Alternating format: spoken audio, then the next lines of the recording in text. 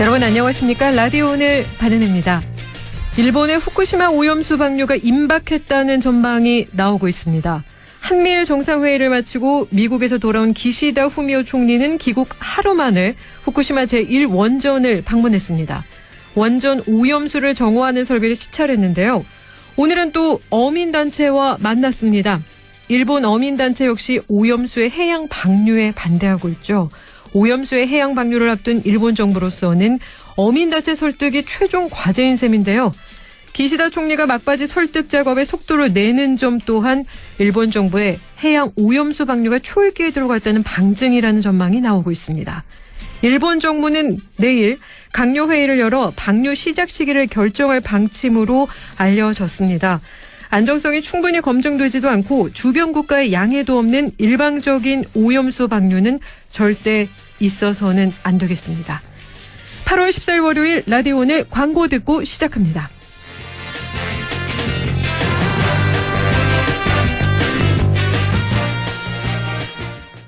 차도 그렇고 가전도 바꿀 때가 됐는데 좋은 방법이 없을까? 있습니다. 이 모든 혜택을 KG 모빌리티에서 토레스 탄생 1주년 기념 특별 한정 차량 구매 시 빔 프로젝터, 건조기, 식기세척기, 로봇 청소기 중 하나를 추가 증정. 그리고 선수율 없는 무이자 혜택도. 8월 토레스 구매의 최고의 기회. 지금 KG 모빌리티 전 시장에서. 파견 아닙니다. 우리 나이엔 재산 물려주는 게 걱정이죠. 이럴 땐 상속을 내 뜻대로. 하나은행 리빙 트러스트. 10년 이상의 신탁 노하우, 전문가의 맞춤 상속 설계. 원금 손실에 유의하시고 투자 전 설명을 청취하세요. 하나 리빙 트러스트를 검색해보세요. 한 번에 합격! 해커스로 가자!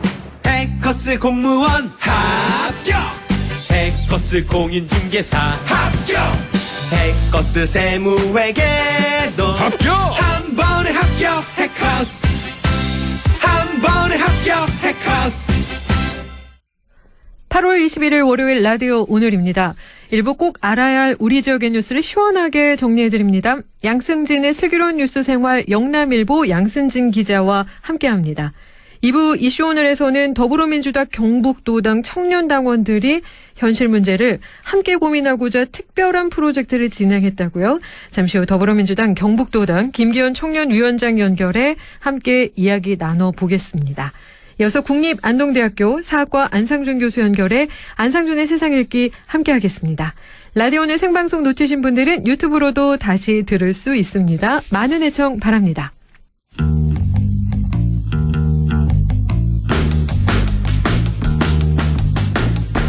양승진의 슬기로운 뉴스 생활, 꼭 알아야 할 우리 지역의 뉴스를 시원하게 정리해드립니다. 슬유생, 영남일보 양승진 기자 연결하겠습니다. 안녕하십니까 기자님. 예, 안녕하세요. 최근 안동시가 겹경사를 맞았죠. 국가공모사업인 특용작물산업화 지원센터 건립에 산업식품용 햄프산업 클러스터 조성 사업자로까지 선정이 됐는데요. 두 사업 다 국가공모사업입니다. 올 초 바이오 국가산업단지 지정부터 이제 정말 안동이 바이오 산업 메카로 거듭날 전기가 마련이 됐는데요. 오늘 이와 관련한 이야기 나눠보겠습니다. 네, 말씀하신 대로 정말 겹경사인데요. 안동시는 2023년도 국비 공모사업인 특용작물 산업화 지원센터 건립과 산업식품용 햄프산업 클러스터 조성 사업에 최종 선정됐습니다. 이번 국가 공모사업에 전국에서 서로 다른 두 개 사업이 선정된 곳은 안동이 유일합니다. 안동시는 각종 서류 심사와 발표, 그리고 현장 평가에 이어서 사업 계획 적정성에서 높은 평가를 받았는데요. 그리고 이제 국가 3단 지정과 같은 입지 조건이라든가 부지 확보 능력, 사업 운영 주체, 또 지자체 정책과의 연계 방안 등 종합 평가에서도 높은 점수를 받았다고 합니다. 이 두 사업은 마약류 관리에 관한 법률에 따른 규제하에 햄프 생산 기반 확충으로 부가가치를 창출한다는 공통 목적을 갖고 연계 사업으로 추진이 되는데요. 국내 햄프 산업 중심지인 안동에게는 안성맞춤인 사업이라고 볼 수 있습니다. 그러면 먼저 특용작물산업화 지원센터와 햄프산업 클러스터가 어떤 사업인지 이야기를 나눠볼까요?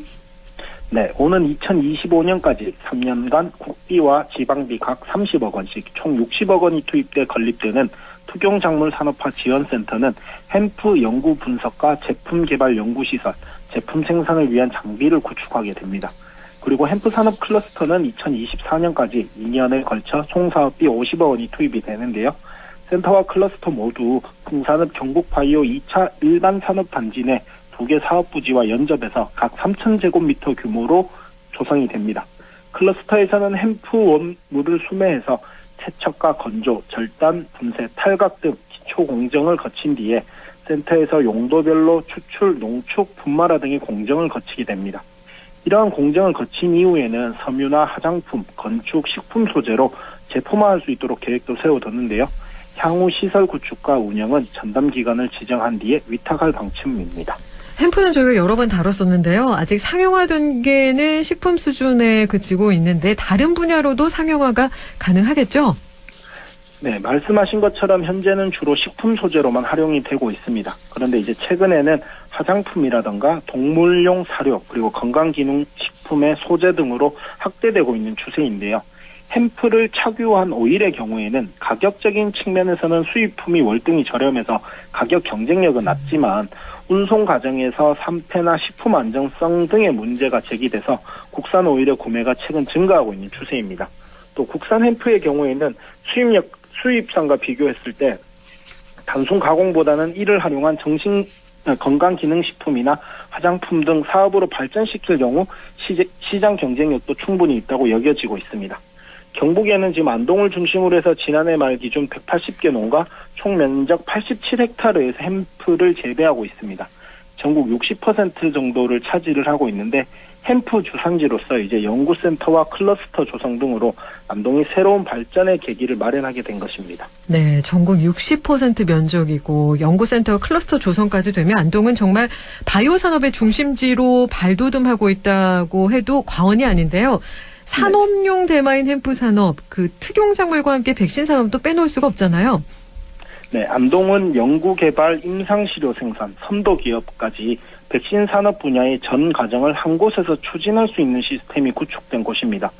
이번에 특용작물산업화 지원센터와 햄프 산업 클러스터 조성이 들어설 경북 바이오 2차 산업단지, 이 2차 산업단지에는 연구개발을 담당하는 경북 바이오 산업연구원과 국제 백신연구소 안동 분원이 있습니다. 그리고 임상시료를 생산하는 동물세포 실증지원센터, 또 생산을 담당하는 SK바이오사이언스와 SK플라즈마와 같은 선도기업도 있고요. 백신 산업을 연구, 분석, 또 시료를 생산하고 상업화할 수 있는 전 주기가 구축돼 있는 데다가 앞으로 발전 가능성도 무궁무진하다는 게 업계의 평가입니다. 특히 이제 KTX 중앙선 개통으로 인해서 수도권과의 접근성이 크게 향상이 됐고 앞으로 대구 경북 신공항이 개항하게 되면 안동의 백신 또 바이오 햄프 산업이 세계로 뻗어나갈 수 있게 되는 것이죠. 네.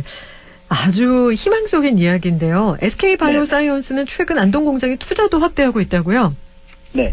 SK바이오사이언스는 일단 2024년까지 1,500억 원을 투자를 해서 mRNA와 차세대 바이러스 벡터 등 신규 플랫폼을 이제 구축을 하고 있습니다.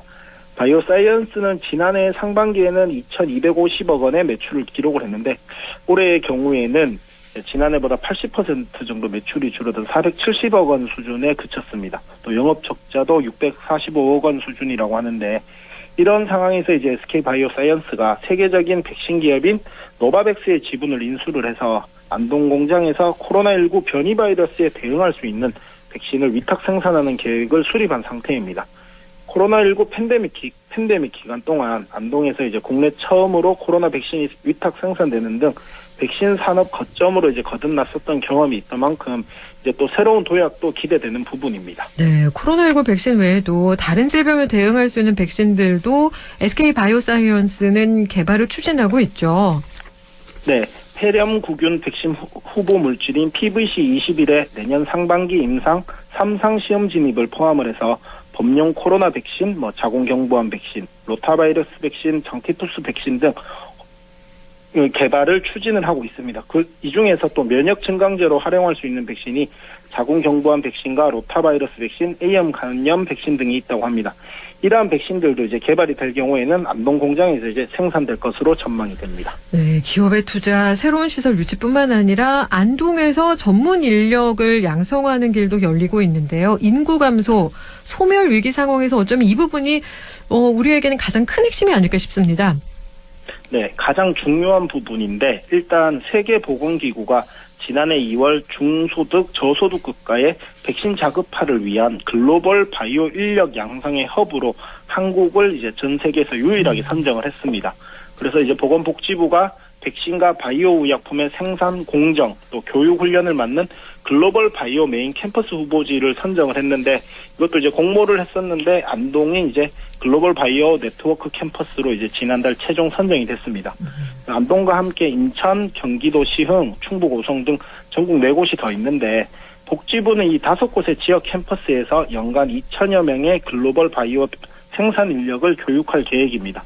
단순히 계산을 했을 때 안동에서도 연간 400명의 교육이 가능하다는 것이고 중소득, 저소득 백신 국가들의 백신 자급화나 글로벌 전문 인력 양성인 만큼 안동의 위상에도 큰 도움이 될 것으로 여겨집니다. 네, 지역대학에서도 전문 인력 양성이 이루어지고 있다고요? 네, 안동대 백신생명공학과는 현장 중심 백신 공정 인재 배출을 목표로 SK바이오사이언스와 산학 연계를 통한 기업들의 수요 맞춤형 전문 인력 양성 프로그램을 운영하고 있습니다. 또 내년에는 동물세포 실증 지원센터에서 백신 산업 전문 인력 양성 센터를 구축을 해서 현장 중심의 인력을 양성을 하겠다 이런 프로그램도 운영하기로 했고요. 결국 안동은 현재 잘 구축되어 있는 백신 산업 생태계에 더해서 현재는 식품 단계에 머물러 있는 햄프 산업을 섬유나 화장품, 건축, 식품 소재 등으로 확대해 나갈 수 있는 이제 기틀을 마련을 했습니다. 또 각종 산업들을 지역 발전에 이제 마중물로 활용할 수 있도록 그리고 앞으로 조성될 바이오 3단도 조성 과정에서부터 실제 생산 단계까지 인구 유입과 지역 내 총 생산량 증대 등으로 이어질 수 있도록 지자체 차원의 더 많은 노력이 요구됩니다. 네, 오늘 안동 바이오 산업이 어떻게 발전이 될지 양승진 기자와 함께 이야기 나눴습니다. 오늘 말씀 고맙습니다. 네, 감사합니다. 지금까지 양승진의 슬뉴생 영남일보 양승진 기자와 함께했습니다. 라디오 오늘 1부 여기까지고요. 잠시 후 2부에서 뵙겠습니다.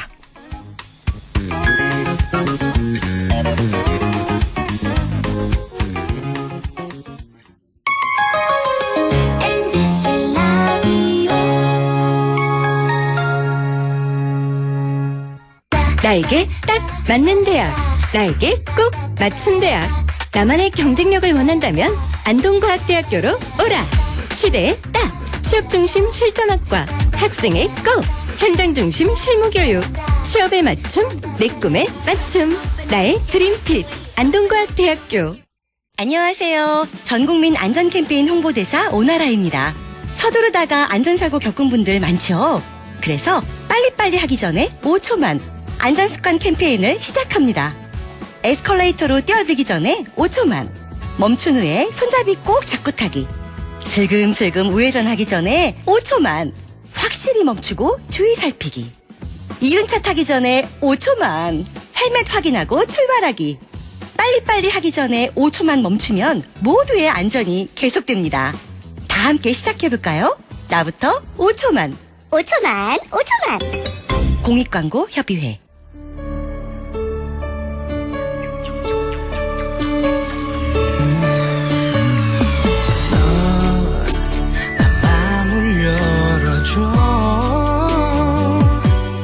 다가가 나 속삭이도록 언제나 내 생각으로 행복해야 해요.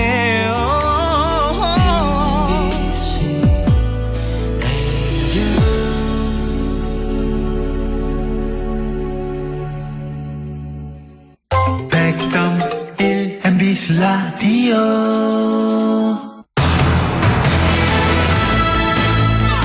라디오 오늘 2부 순서 이슈 오늘입니다. 기성 정치권에 대한 실망감이 커질수록 청년 정치에 대한 기대감이 커지고 있는데요.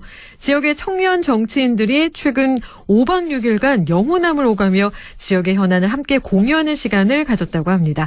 더불어민주당 경북도당 김기현 청년위원장 연결해 직접 자세한 이야기 들어보겠습니다. 안녕하십니까, 위원장님? 네, 안녕하십니까. 네, 우선 자기소개 부탁드려도 괜찮을까요? 네, 저 더불어민주당 경북도당 청년위원장 맡고 있는 김기현입니다. 반갑습니다. 네, 반갑습니다. 본격적인 이야기 앞서서요. 우리 정치가 잘 되려면 청년들의 역할이 중요한데요. 그래서 각 당에서 청년 정치인을 적극적으로 영입하고 있기도 한데 위원장님께서는 청년 정치의 역할과 의미를 어떻게 보시나요? 네, 저도 지금 정치의 청년들의 역할이 매우 중요하다고 생각하는데요.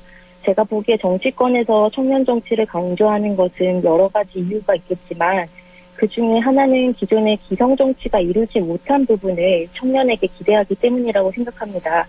그런데 지금까지 안타까운 현실은 매번 인재 영입이라는 명목으로 누군가를 쉽게 영입하고 쉽게 정치권에서 소비하고 사라집니다. 앞으로는 청년 정치의 역할을 기성 정치가 아니라 보다 청년들이 주도적으로 만들어 가야 될 것 같습니다. 그리고 그 의미 또한 저희 청년들이 주도해야만이 국민이 바라는 진정한 청년 정치가 실천되지 않을까 생각합니다. 그러나 지금 정치권은 청년이 참여하기에 벽이 사실 참 많이 높거든요. 이 부분에 대해서 저부터도 그렇고 청년들의 목소리가 앞으로 더 커져야 될 것 같습니다. 네, 청년 정치의 역할과 의미 주도적으로 만들어가야 될 것 같다. 주도해야만 한다. 이렇게 말씀을 해주셨는데요. 지난 16일부터였죠. 더불어민주당 청년위원회와 대학생위원회가 오늘까지 5박 6일간 강물처럼 이 제목의 프로젝트를 진행했는데요. 강물처럼이라는 건 어떤 프로젝트일까요?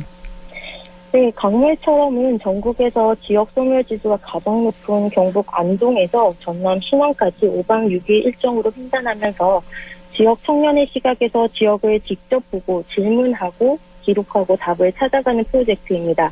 강물처럼이라는 제목을 고 노무현 대통령님의 강물은 바다를 포기하지 않는다. 강물처럼이라는 어록에서 따왔습니다. 저는 당의 청년위원장을 맡으면서 지역의 청년으로서 몇 가지 의제에 집중하겠다고 다짐한 바 있는데요.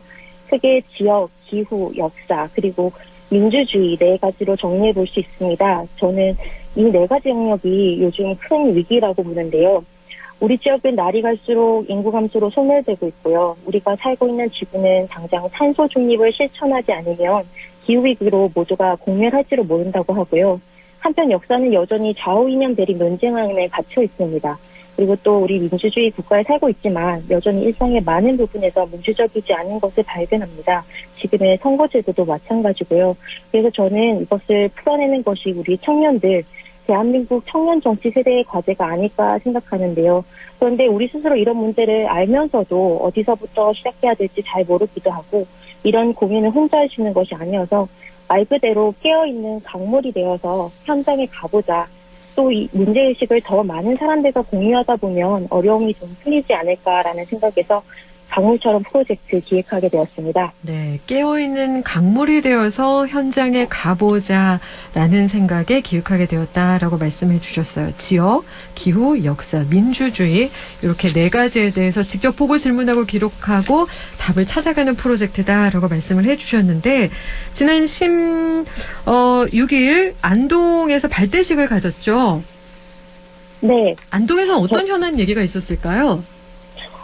저희 경북이 참 가장 큰 문제가 바로 지역 소멸인데요. 지역 소멸 지역의 문제가 의료 공백입니다. 지난번 저희 청년위원회에서 울릉도에 가서 지역 청년들과 간담회를 가진 적이 있습니다. 울릉도에 살면서 아이 키우며 살아가는 청년 이장님 말씀 중에 지금 살면서 가장 큰 어려움이 바로 의료라고 하더라고요.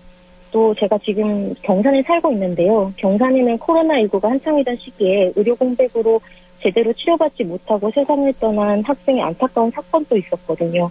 그리고 또 지금 안동에서는 공공의대 설립을 추진 중인 걸로 알고 있습니다. 이런 현안들 속에서 저희는 지역 실정에 맞는 공공의료의 방향성을 기존의 답이 아니라 다시 한번 재질문해보고 싶었습니다. 그래서 공공의료 무엇을 어떻게 할 것인가라는 주제로 그날 강연 및 토론을 진행했었습니다. 지역 설정에 맞는 공공의료의 방향성을 다시 질문해보고 싶었다라고 말씀을 해주셨는데요. 우리 지역에서 정말 중요한 문제인데 어떤 이야기들이 오고 갔을까요? 네, 이날 강의는 큰 맥락에서 우리나라 의료 체계가 어떤 기준에 맞춰져 있는지 또 왜 필요한 곳에 적절한 의료가 배분되지 못하는가를 강의를 통해서 살펴보았고요. 또 이날 특히 더불어민주당, 경북도당, 기초연합협의체 의원님들이 다수 함께해 주셔서 의원님들과 각 지역의 상황을 공유하면서 긴 시간 토론 이어갔습니다. 법과 제도로 해결할 수 있는 부분이 사실 많은데 공공의료 분야에 대한 정치인들의 이해가 그간 많이 부족하지 않았나라는 생각을 하게 됐고요. 의료마저 상품화되어가는 시대에 한 명의 생명이라도 더 살릴 수 있는 방안에 대해 앞으로 민주당이 더 많이 관심을 가져야 되겠다는 의견으로 마무리되었습니다. 네. 그리고 다음 날에는 의성으로 가셨어요. 의성에서는 어떤 행사를 하셨을까요? 네, 의성구는 65세 이상 노인 비중이 전국의 자치단체 중에 가장 높은 곳이라서 또 지역 소멸 지수도 가장 높은 지역이라 저희가 거쳐가게 됐는데요. 지역 소멸 지역에서 겪게 되는 가장 큰 불편함이라고 할 수 있는 이동권, 교통 문제를 살펴보고자 안동에서 저희가 차로 30분이면 가는 거리를 시내버스를 타고 2시간 반 걸려서 일부러 가게 됐습니다. 더운 아침에 더위를 피해 있을 곳조차 없어서 저희 일정 중에는 가장 힘들었던 기억이 났는데요. 이날 의성으로 기촌한 지 20년 된 지역민을 모시고 지역에서의 삶에 대해 인터뷰를 진행했고요. 또 장날이라서 사람들이 많이 모이는 곳에서 지금 전국적인 이슈인 일본 해고연수 해양투기 반대 캠페인을 진행했습니다. 아, 저도 의성까지는 버스를 타고 가본 적이 없었는데 시내버스를 타면 2시간 반 정도 걸리는군요. 중간에 기다리는 시간도 있었어요. 맞아요. 기다리는 시간이 버스 시간이 정해져 있다 보니까 기다리는 시간이 더 긴 것 같아요. 정말 고생 많이 하셨는데 일본 핵 오염수 해양투기 반대 캠페인도 진행을 하셨다고 하셨는데 우리 민주당 청년위원 대학생 위원들은 어떤 입장을 갖고 있을까요? 저희야 당연히 일본 핵오염수 방류 문제는 이제 또 앞으로 살아갈 저희 문제이기 때문에 해양투기에 분명한 반대 입장을 가지고 있고요. 상대적으로 이 문제에 공감을 좀 못 해주시는 어르신들이 많은 것 같아서 그 점을 좀 아쉽게 생각하고 있습니다. 아, 그랬군요. 자, 그렇다면은 이후에는 또 어떤 일정을 소화하셨을까요? 네, 그 같은 날 대구에서는 대구 지역 청년들과 김영관 전 경기환경에너지진흥원 원장님 모시고 기후위기 시대 대구 경북의 탄소 중립이라는 주제로 강연회를 열었고요. 3일차에는 전남으로 넘어가서 순천과 여수 두 곳에서 11구 여순사건 유가족들과 간담회를 가졌습니다. 이어서 4일차 목포에서는 전남도당에 있는 청년들이랑 자치분권, 기본소득을 주제로 하는 강의를 같이 듣고 토론하는 시간 가졌고요. 5일차에는 저희 종착지인 신안군 하이도에 있는 김대중 대통령이 생가에 배를 타고 다녔습니다. 그리고 마지막 일정은 지역에서 청년들에게 고향처럼 돌아올 곳을 마련해 주자는 컨셉으로 목포에서 여행업을 하고 있는 청년들의 이야기를 듣는 시간을 가졌는데요. 정말 짧다면 짧은 시간 많은 이야기를 듣고 담아왔습니다. 5박 6일이 정말 긴 시간처럼 이렇게 이야기를 듣는 것만으로도 느껴집니다. 짬짬이 되게 많은 걸 하신 느낌인데요. 영호남 지역을 방문하고 지역 현안도 짚어가면서 쭉 돌아보셨는데 민주당 청년들이 어떤 점을 느끼셨을까요? 비록 짧은 시간이었지만요. 강물처럼 흘러가는 여정 속에서 많은 사람들 만나고 여러 의제를 가지고 대화하면서 저희는 새로운 연대의 가능성을 발견했습니다. 그리고 이러한 행동을 통해서 앞으로 더 많은 연결의 가능성도 확신할 수 있었습니다. 또 경북 민주당 청년의 입장에서 말씀을 좀 드리자면 경북은 정치적으로 척박한 지역이라서 지역의 정치 구도가 저희는 변화하기를 희망하지만 매번 선거 때면 큰 좌절을 겪거든요. 이번 프로젝트를 큰 사고 없이 마무리하면서 저희가 선거철에는 느껴보기 어려운 성공의 기쁨을 다 같이 공유했고요. 또 여순 유족회를 비롯해서 정말 많은 분들이 저희 청년들의 활동에 큰 기대를 가져주시는 걸 보면서 우리가 할 수 있는 역할이 결코 작지 않다는 것을 확인했고 앞으로 이제 사명감을 가지고 활동을 이어가야 되겠다고 다짐하게 되었습니다. 네, 오늘 위원장님 말씀 중에 직접 보고 질문하고 기록하고 답을 찾아가는 프로젝트라고 말씀해 주셨던 그 첫 부분의 말씀이 저는 기억에 남는데 앞으로도 이렇게 질문하고 기록하고 답을 찾아주시길 바라겠습니다. 오늘 말씀 여기까지 듣겠습니다. 고맙습니다. 고맙습니다. 지금까지 더불어민주당 경북도당 김기현 청년위원장 연결해 함께 이야기 나눴습니다. 노래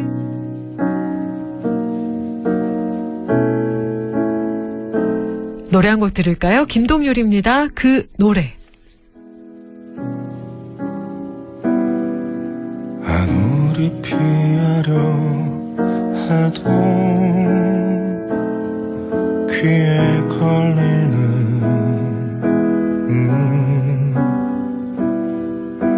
우리 그토록 듣고 함께 불러대던 그때 그 노래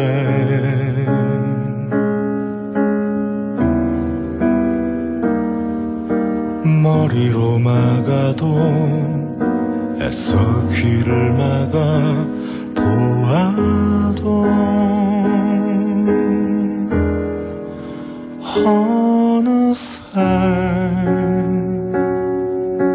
난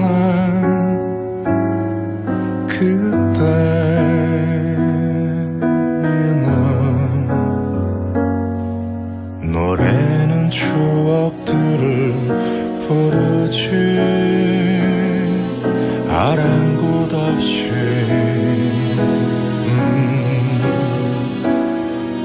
차갑게 굳어버린 줄만 알았던 내 맘 무색하게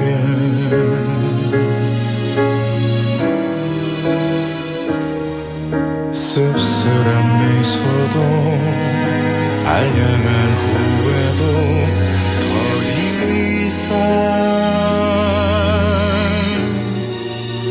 모른 척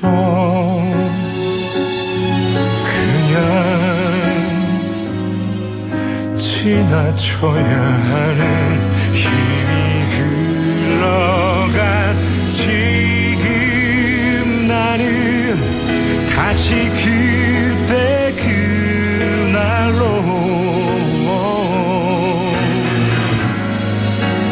너로 설레고 온통 흔들리던 그날로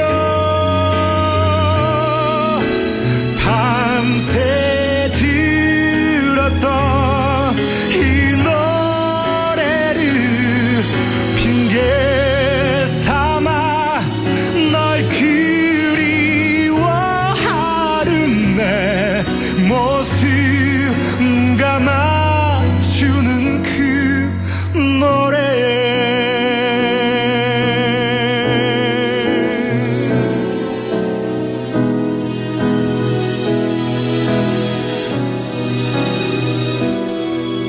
노래는 시간을 건너뛰지 아랑곳 없이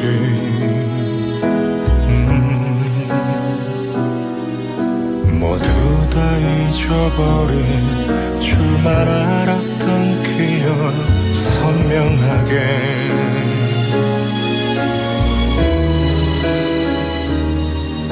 벅찼던 마음도 찢어진 가슴도 더 이상 모른 척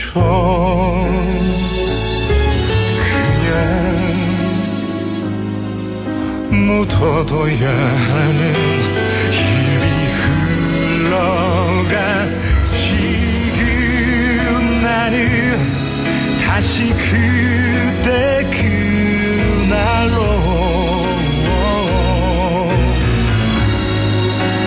너로 설레고 온통 흔들리던 그날로 밤새 들었던 이 노래를 핑계 삼아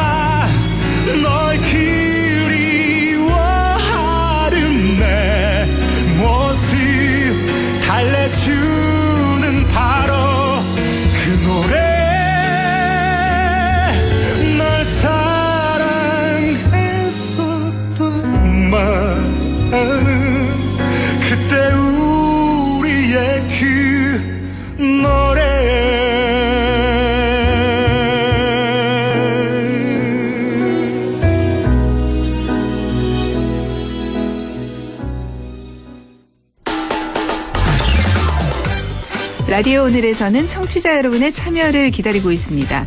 우리 지역에서 발생한 사건 사고 소식이나 함께 토론하고 싶은 내용을 안동 MBC 홈페이지 라디오 오늘 게시판에 올려주시기 바랍니다. 전화와 문자 참여도 하실 수 있습니다. 전화는 851국에 7191번, 문자는 샵 0913번으로 보내주시면 됩니다. 문자는 단문 50원, 장문 100원의 정보 이용료가 있습니다. 여러분의 많은 참여 바랍니다.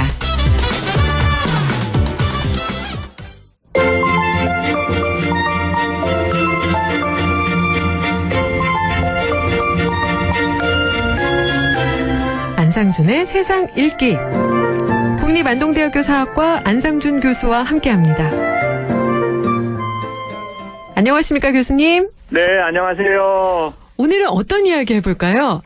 최근에 그 학부모 단체들이 공공도서관에 민원을 넣어서 특정 도서를 빼달라, 열람을 금지시켜달라, 이런 요구를 많이 한다고 합니다. 특정 도서를 빼달라고요? 네네. 그래서 일종의 시민단체들이 민원을 통해서 금서로 지정하거나 일종의 검열을 하는 그런 그 시민단체 활동이 여러 언론 기사로 지금 나와서 제가 이 문제를 좀 다뤄보자 오늘 그러는데 네. 저는 인문학자로서 지금 21세기에 대한민국 사회에서 이런 일이 벌어진다는 게 믿어지지가 않고요. 네. 사실은 대통령께서 늘 자유민주주의의 가치를 얘기하시는데 사실 이런 행위는 반자유적이고 반민주적이라는 점에서 좀 충격적입니다. 그래서 그 상황을 좀 오늘 한번 다뤄보고자 합니다. 네, 시민단체가 특정 분야의 도서를 퇴출하라고 민원을 제기했다고 말씀하셨는데 도서관이라면 어느 정도 검증을 거쳐서 도서를 이렇게 시민들이 볼 수 있도록 하는 곳이잖아요. 조금 네, 그렇죠. 더 자세히 설명해 주실 수 있을까요? 그러니까 도서관이 도서를 구입할 때는 그 문제가 되는 도서들은 이미 그 공공도서관에 어떤 심의위원회 같은 게 있어가지고 네. 그런 걸 다 절차를 거쳐서 하는 걸로 알려져 있는데 이거는 좀 그런 차원이 아니라 특히 이제 보수적인 학부모 단체들이 주로 젠더, 그러니까 이른바 이제 성평등을 주장하는 그런 도서나 인권, 학생들의 어떤 인권이라든지 아니면은 보편적인 인권을 이런 다루는 그런 책들을 표적을 삼아가지고 집중적으로 문제 제기를 한다고 해요. 그래서 최근에는 어느 지자체에서 이제 약 한 120건 정도의 리스트를 작성을 해서 지자체의 공공도서관에 일제히 뿌리고 이런 도서들을 퇴출하라든지 아니면 이용 제한을 하라고 민원을 넣는다고 합니다. 그럼 왜 그런 민원을 넣는가? 그런데 이제 이런 도서들이 아이들에게 유해한 영향을 끼친다라고 이제 근거를 대고 있는데 네. 이 유해하다는 말은 대단히 주관적이고 추상적이기 때문에 이걸 판별하기는 어려운데 결국은 지금 사회적 가치를 획일화하거나 통제하려는 그런 게 아닌가 하는 의심이 듭니다. 이런 요구에 공공도서관이나 지자체에서는 어떻게 대응하고 있을까요? 일단 이제 가장 직접적으로 이제 도서관 관계자들이나 출판 관계자들은 당혹스럽기 그지없는 상황이죠. 이게 네. 직접적으로 책을 출판해서 모든 사람한테 유통을 시켜야 되는데 학부형들이 특정한 도서들을 이렇게 한다는 것은 출판을 하지 말라는 얘기랑 같은 얘기잖아요. 네. 그러기 때문에 이제 그 출판계에서 제일 먼저 이제 반응을 내는데. 타인의 도서 이용권이나 정보 접근권을 침해하는 일종의 검열이라는 그런 문제의식을 가지고 이제 강하게 이제 여기에 반박을 하는데 제가 너무 딱해가지고 우리 고등학교에 다니는 제 딸아이한테 너 이런 거 아니? 그랬더니 한다는 얘기가 아니 싫으면 읽지 않으면 되지 왜 다른 사람까지 못 읽게 하냐고 아이가 이제 상당히 의아스럽고 당혹스러운 반응을 내는데 네. 이건 당연한 것 같아요. 제가 보기에는. 그렇죠. 표현의 자유, 독서할 권리 뭐 이런 것들은 보편적인 권리인데 어떤 특정 집단의 생각을 다른 사람들한테 강요하는 거는 있을 수 없는 얘기인 것 같고 이런 문제들 때문에 저는 이게 전혀 이런 민원들에 대해서 도서관이나 지자체가 수용을 하면 안 된다고 생각을 하는데 네. 이미 공공도서관이나 지자체는 검열에 들어간 것 같아요. 아, 그러니까 예를 들면 네. 이제 이런 기사 내용도 있고 예. 제가 이제 직접 자주 다니는 공공도서관에 이 팀장님하고 좀 인터뷰를 해봤는데 네.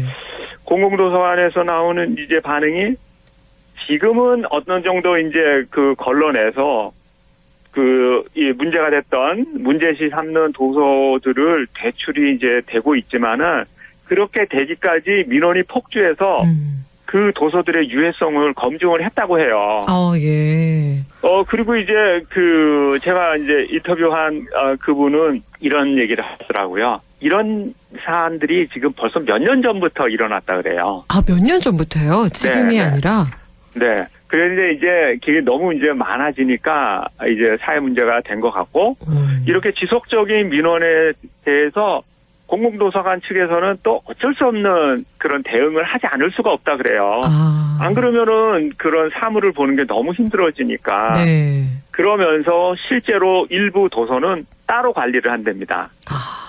그래서 반드시 그 책을 보고 싶어 해서 신청하는 사람들한테 한해서 대출을 하고 어떤 좀 뭐랄까 이게 이용상의 여러 가지 규칙을 안내를 한다고 해요. 그래서 굉장히 지금 딱한 상황인데 제가 이제 이거를 좀 찾아보면서 이런 문구를 봤어요. 어떤 문구인가요? 우리나라에 도서관인 윤리선언이라는 게 있어요.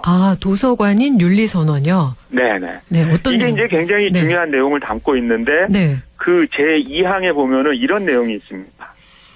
도서관 서비스를 제공함에 있어서 자신의 편견을 배제하고 정보 접근을 저해하는 일체의 검열에 반대한다. 이거 상당히 의미 있는 내용이고 지금 이런 일부 학부모 단체 민원을 방어할 수 있는 굉장히 중요한 선언 내용인데 이게 현실적으로는 제대로 지켜지지 않는 것 같아서 좀 안타깝습니다. 금서와 검열이라는 단어는 저희가 그 70년대 60년대 이때 들었던 단어이기도 한데 그렇죠. 지금 이 시대와는 어울리지 않다고 생각을 하거든요. 네. 그리고 정말 우리 아이들이 다양한 생각을 할 수 있도록 펼쳐줘야 하는 게 학부모의 역할인데 왜 검열을 하라고 말씀들을 하시는지 이해가 좀 안 가네요. 인류 역사에서 이 검열이라는 거는 매우 오래된 그런 현상인데요. 네. 사실은 중국이 천하통일을 하면서 진시황제가 제일 먼저 벌인 게 분서경이잖아요. 네. 책을 태우고 유학자들을 불에 태워 죽이는 거잖아요. 그만큼 무지 오래된 역사를 가지고 있고 어떤 사상을 통제하려는 그런 거였고 지금 말씀하신 것처럼 우리가 60년대 70년대 군부 독재를 거치면서 반민주적인 그런 사회에 살면서 그걸 벗어나려고 많은 시민들이 부르짖었을 때 금서 또는 어떤 사상의 자유를 제한하고 표현을 탄압하고 하는 이런 일들이 벌어졌었는데 우리는 이제는 선진국에 들어섰고 그리고 그에 걸맞는 표현의 자유, 사상의 자유 이런 것들을 다 헌법 가치로서 다 인정을 하고 있고 그런 사회 속에서 살고 있는데 이런 학부모 단체들의 민원에 의해서 이런 가치들이 훼손이 된다는 게 사실은 너무 어이없고 부끄럽기 짝이 없고 우리 후세에게 좀 뭔가 너무 부끄러운 행위를 하는 게 아닌가 하는 그런 생각이 들어서 좀 감정이 좀 복잡합니다. 그렇네요. 이 기본권 침해라고도 볼 수 있는 거 아닐까요? 그렇죠. 말씀드린 것처럼 사상의 자유, 표현의 자유, 뭔가 이 출판의 자유 이런 것들을 제한하려는 그런 거고 네. 자기가 이게 옳다고 생각하는 것을 타인에게 강요하는 거잖아요. 그렇네요. 그거는 전체주의적인 사고죠. 그렇죠. 그러면 이제 우리 사회의 다양성의 가치는 훼손이 되고 내가 힘을 가지고 다른 사람을 찍어 누르려고 하면은 그 사회에서는 폭력이 통용되는 사회가 되는 거죠. 네. 이게 지금 우리 사회가 어디로 가고 있는지 좀 안타까운 상황입니다. 네. 오늘 결론을 내주신다면 어떻게 내려주실 수 있을까요? 이제 우리 사회에서는 매우 다양한 매체, 또는 미디어 또 커뮤니케이션 도구들이 있어요. 그 중에서도 책은 이제 가장 보편적이고 오래된 도구이고 책이야말로 양심과 사상에 따라서 자신의 지식과 의견을 표출하는 도구였죠. 네. 그런데 이제 어떤 특정 단체들이 이게 지금 뭐 청소년들에게 또는 자기 자녀에게 어떤 그 유해한 그런 도구가 됐다. 유해한 내용을 담고 있다.